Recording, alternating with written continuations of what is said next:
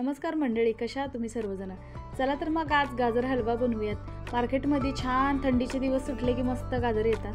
तर 1 किलो इथे मी गाजर घेतलेले होते आणि 1 किलो गाजर घेऊन स्वच्छ धुवून साल काढून खिसून घेतलेलं आहे. 150 ग्रॅम खवा घेतला आहे, 1 कप दूध घेतले, 2 चमचे तूप घेतले आणि 1 किलोला पावशेर साखर घेतलेली आहे. तर इथे कढई ठेवली आणि कढईमध्ये छान 2 चमचे तूप घातले आणि ते तूप सगळीकडे पसरून घ्यायचं आहे आपल्याला. म्हणजे काय होईल, आपला गाजर हलवा खाली चिकटणार नाही.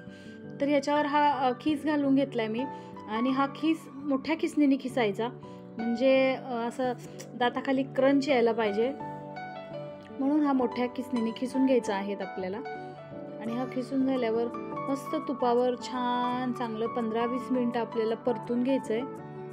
हे बघू शकताय, खूप छान लागतो. तुम्ही असं करून बघा आणि मस्त. आणि शक्यतो तुम्ही तुपावरच परतायचं आहे आपल्याला, कारण तेलावर नाही परतायचं, कारण त्याचा जो टेस्ट असतो तो राहिलाच पाहिजे.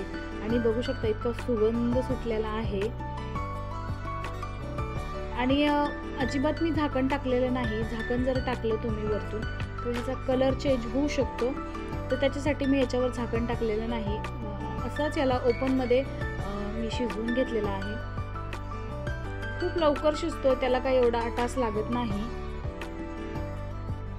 एकदम ह्याचा कलर बघू शकता, एकदम ऑरेंज कलर आलेला आहे, एकदम प्युअर मस्त ऑरेंज कलर आलेला आहे.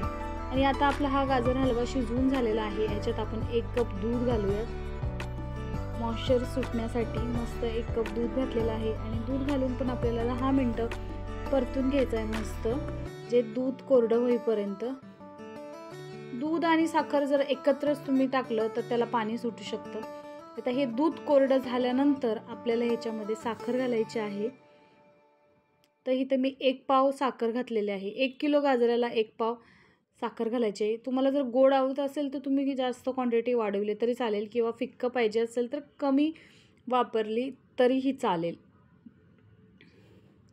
हे साखरचं पाणी जे सुटलेलं आहे ते छान आपल्याला आटवून घ्यायचं आहे. आणि याच्यामध्ये मी घातलेला आहे 150 ग्राम खोवा. खोवा ऑप्शनल आहे, जर खोवा नसेल तर तुम्ही मिल्क पावडर पण वापरू शकता. तर मी इथं खोवा वापरलेला आहे. आणि हा खोवा आपल्याला छान ह्याच्या जे गाठोळ्या आहेत त्या फोडून घ्यायच्यात आणि मस्त एकजीव करायचा आहे. हे बघू शकताय, मस्त गाठोळ्या आपल्या फुटलेल्या आहेत. आणि वरनं काजू किशमिश घालायचं आहे. तुम्ही तुपावर पण घालू शकताय आणि नंतरही घालू शकताय, जसं तुम्हाला आवडेल तसं. तर इथं आपला गाजर हलवा रेडी झालेला आहे. बघू शकता, इतका सुंदर टेक्स्चर आणि सुंदर वास सुटलेला आहे. तुम्हाला रेसिपी आवडली असेल तर लाईक, शेअर, सबस्क्राईब करायला विसरू